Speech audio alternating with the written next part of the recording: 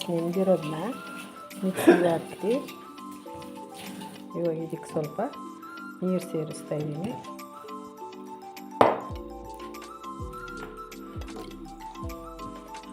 ಇವಾಗ ಇದನ್ನ ರುಬ್ತೀನಿ. ಇವಾಗ ಇದು ರೆಡಿ ಆಯಿತು. ಇದನ್ನು ಪಾತ್ರೆಗೆ ಹಾಕ್ತೀನಿ.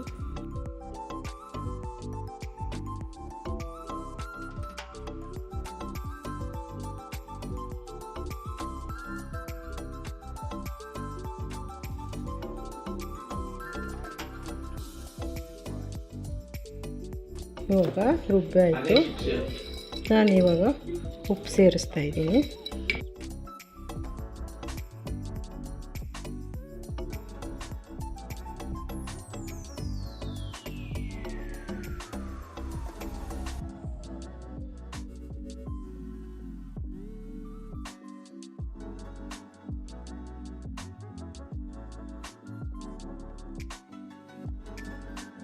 ಇವಾಗ ಇದು ರೆಡಿ ಆಯಿತು. ನಾನು ಇದನ್ನು 8 ಅವರ್ಸ್ ನೆನೆಸ್ಲಿಕ್ಕೆ ಇಡ್ತೀನಿ. ಬೆಳಿಗ್ಗೆ ದೋಸೆ ಮಾಡ್ತೀನಿ, ನೆನೆಯಕ್ಕೆ ಇಡ್ತೀನಿ ಅದನ್ನು.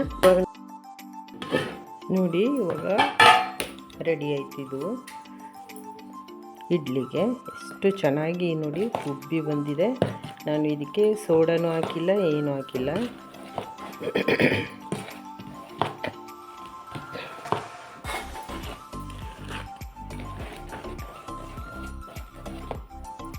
ಏಟ್ ಅವರ್ಸ್ ನೆಂದಿದೆ ನೋಡಿ, ಎಷ್ಟು ಚೆನ್ನಾಗಾಗಿದೆ.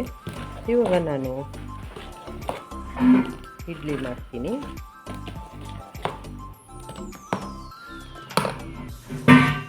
ಇಲ್ಲಿ ಇಡ್ಲಿ ಪಾತ್ರೆಗೆ ನೀರು ಹಾಕಿದ್ದೀನಿ ಮತ್ತು ಹುಣಸೆಹಣ್ಣು ಹಾಕಿದ್ದೀನಿ.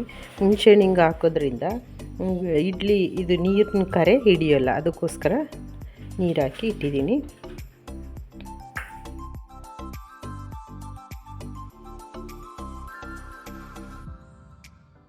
ಎಣ್ಣೆ ಹಾಕಿದ್ದೀನಿ.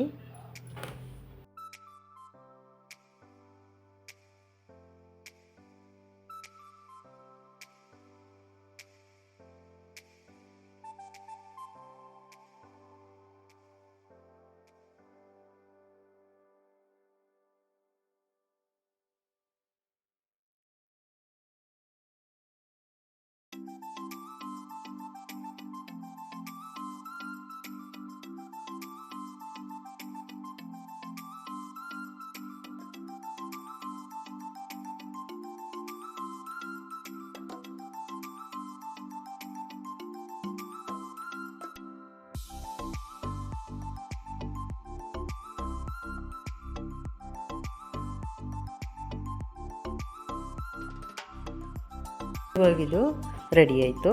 ನಾನೀಗ ಇದನ್ನ ಬೇಯಲಿಕ್ಕೆ ಇಡ್ತೀನಿ. ನೋಡಿ ಇಡ್ಲಿ ಬೆಂದು ರೆಡಿಯಾಗಿದೆ. ಏನು ಸೂಪರಾಗಿ ರೆಡಿಯಾಗಿದೆ ಫ್ರೆಂಡ್ಸ್.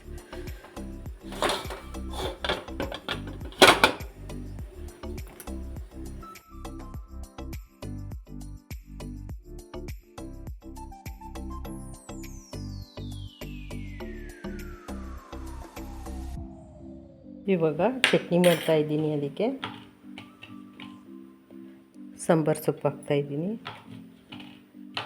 4 ಮೆಣಸಿನ್ಕಾಯಿ ಹಾಕ್ತಾಯಿದ್ದೀನಿ,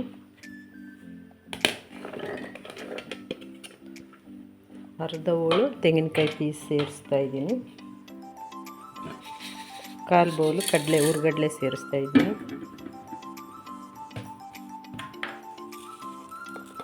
ಚಿಟಿಕೆ ಜೀರಿಗೆ ಸೇರಿಸ್ತಾಯಿದ್ದೀನಿ,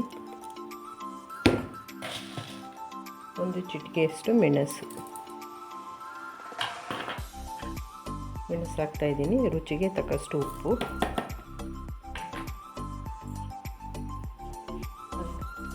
ಸ್ವಲ್ಪ ಒಂದು ಅವರೆಕಾಳಷ್ಟು ಹುಣಸೆಹಣ್ಣು ಸೇರಿಸ್ತಾಯಿದ್ದೀನಿ. ಇವಾಗ ಇದನ್ನು ರುಬ್ತೀನಿ. ಇವಾಗ ನೀರು ಸೇರಿಸ್ತಾಯಿದ್ದೀನಿ.